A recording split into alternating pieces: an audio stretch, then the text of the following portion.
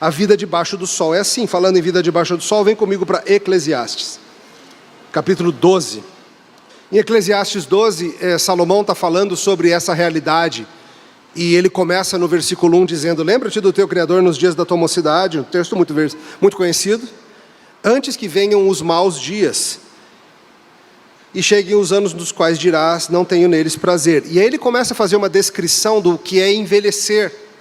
E ele usa várias metáforas que são belíssimas e duras de ler. E ele fala: antes que se escureçam o sol, a lua e as estrelas do esplendor da tua vida, e tornem a vir as nuvens depois do aguaceiro, no dia em que tremerem os guardas da tua casa, os teus braços, e se curvarem os homens outrora fortes, as tuas pernas.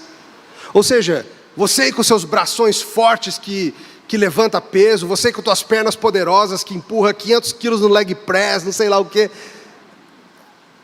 vai passar, tá? Vai passar. Quando cessarem os teus moedores da boca, hoje você destrincha a picanha com uma velocidade maravilhosa. Esses dentes teus de rasgar carne.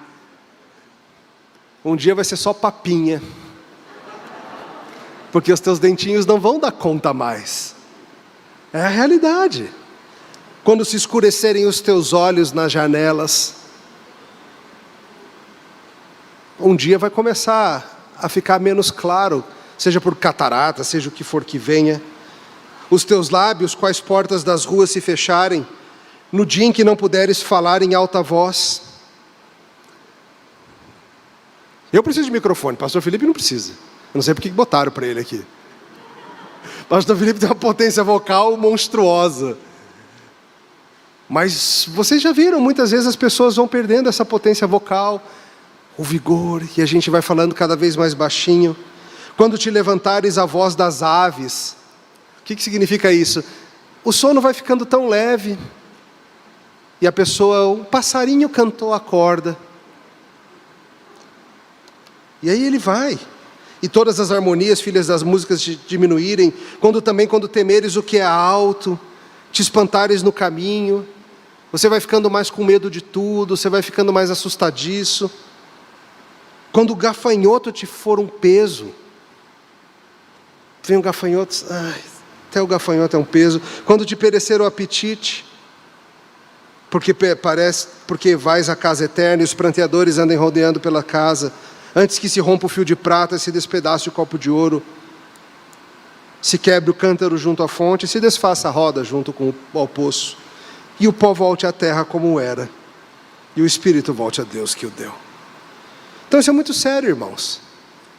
Uma das partes de viver sábio no mundo caído é saber que esse teu vigor vai passar. Que esse corpo que hoje funciona bem, e você conta com isso. Você não para, você não faz checagem do sistema quando acorda. Você fala assim, deixa eu ver, 2 braços, ok, beleza. Mãos funcionando, beleza. Ouvido, aí você toca audição 100%. Você não faz uma checagem de sistema que nem fosse um robozinho ligando todo dia. Você já conta com o fato de que seu corpo funciona. Mas ele vai parar de funcionar. E você precisa saber disso, e você precisa ajudar as pessoas nisso. E quando as pessoas estiverem amarguradas por causa disso, é preciso lembrá-las de que isso é para todos e é parte de viver no mundo caído. Porque uma das piores coisas que pode acontecer quando houver uma séria enfermidade é você deixar que isso afete o coração e se volte contra o Senhor. Sempre que eu vou orar por um enfermo, eu tento incluir esse detalhe. Senhor, que nessa enfermidade o coração dele não se volte contra o Senhor. Porque é mais sério do que parar de funcionar o braço, a audição ou a visão. É a gente esquecer que é assim nesse mundo. E que a gente tem que entender que vai ser desse jeito. Talvez quando você for aconselhar pessoas que estão lidando com sequelas de Covid, você tenha que lidar com um senso de culpa. Às vezes as pessoas querem culpar os outros, mas às vezes elas ficam querendo se culpar o tempo todo, né? Porque eu fui irresponsável, eu isso, eu aquilo. Tem um limite para isso também. Tem um limite para isso. Deus não espera que a gente viva querendo fazer dessa vida uma vida eterna. Ele quer que a gente viva com sabedoria os anos que Ele nos der, sejam 15, 20, 100. Eu não sei quantos anos você tem pela frente. Ninguém faz plano só para 10, né? A gente pensa em chegar uns 90 pelo menos, né? Ninguém, quando tem 30, pensa assim, estou chegando no final dos meus dias. Alguém pensa assim? Não, mas tem gente que morre antes dos 40, não morre? Ninguém, quando chega aos 20, fala assim, estou na metade da minha jornada terrestre.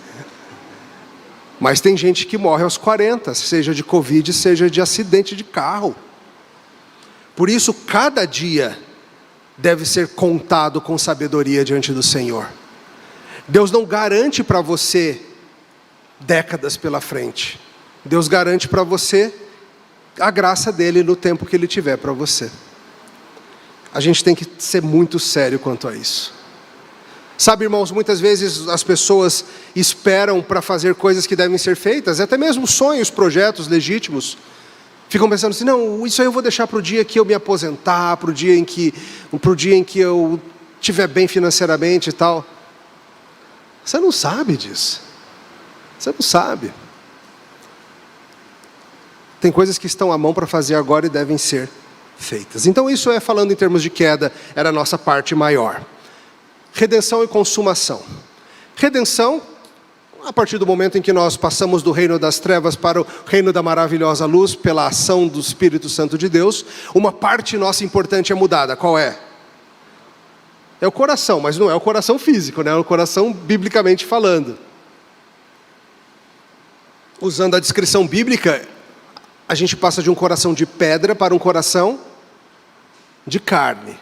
Mas se você fizesse um eletrocardiograma no minuto antes e no minuto depois da conversão, o médico não ia achar lá, olha só aqui, ó, os impulsos estão escrevendo Jesus, ou qualquer coisa assim. Não tem isso.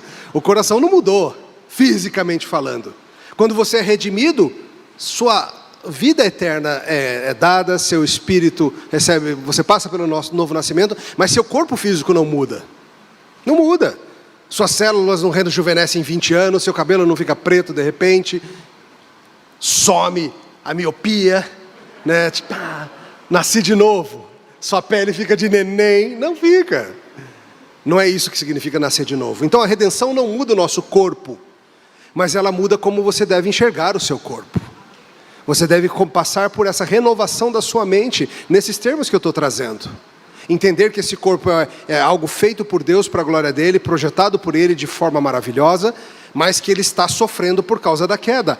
Quando você tem um coração que é de Cristo e você começa a enxergar o mundo pelas lentes da Escritura, você passa a entender por que o corpo falha.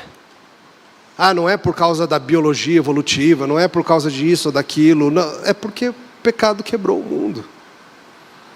E você passa a amar ainda mais a solução para o pecado, que é o Senhor Jesus. E passando então para a parte final, que é a consumação, a nossa expectativa não é de uma existência eterna desincorporada.